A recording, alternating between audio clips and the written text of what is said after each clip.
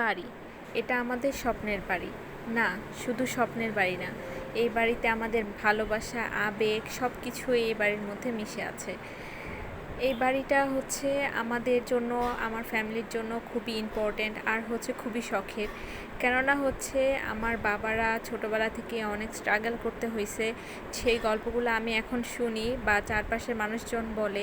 যেহেতু আমার বাবারা 2 ভাই 1 বোন, তো বাবা চাচু যখন অনেক ছোট ছিল তখন আমার দাদা মারা গিয়েছিল। তো বাবারা এতটাই ছোট ছিল যে তারা তাদের বাবার চেহারাটা পর্যন্ত মনে নাই।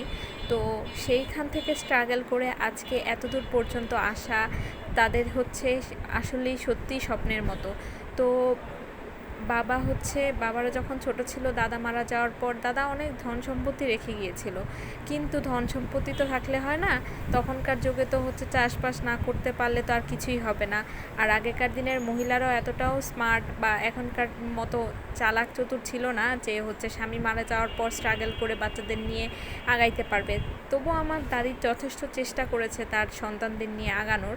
তো বাবারা হচ্ছে যেহেতু চাষবাস কেউ করতে পারতো না, তো সেইখান থেকে তাদের চলাফেরা বা খুবই স্ট্রাগল করতে হয়েছিল, কিন্তু তারা হচ্ছে আশা ছাড়ে নাই।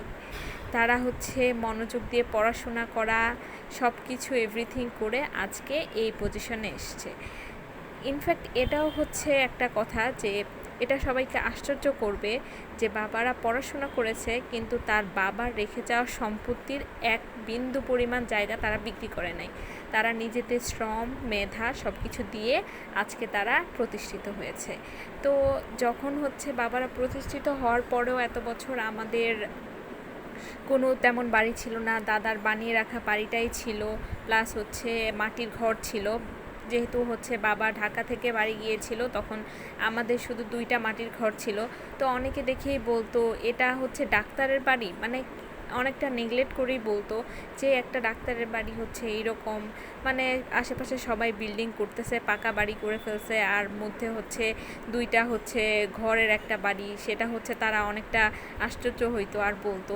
কিন্তু হচ্ছে আমার ফ্যামিলির সবসময় স্বপ্ন ছিল যে একটা সুন্দর মন মতো একটা বাড়ি হবে, যেটা ভবিষ্যৎ প্রজন্ম হচ্ছে ধরে রাখতে পারবে।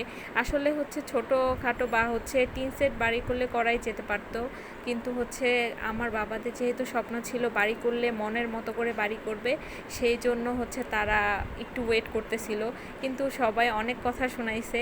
তো যাই হোক, এখন হচ্ছে আমাদের স্বপ্নের বাড়িটা হচ্ছে কমপ্লিট হওয়ার পথে, আলহামদুলিল্লাহ। আমাদের বাড়ির ফাইনাল লুক আমি আপনাদেরকে পরবর্তী ভিডিওতে দেখাবো। তো আমাদের বাড়িটা কেমন লাগলো আপনারা কমেন্ট করে জানাইতে পারেন, আর ভালো লাগলে একটা লাইক, কমেন্ট আর শেয়ার করে দিতে পারেন।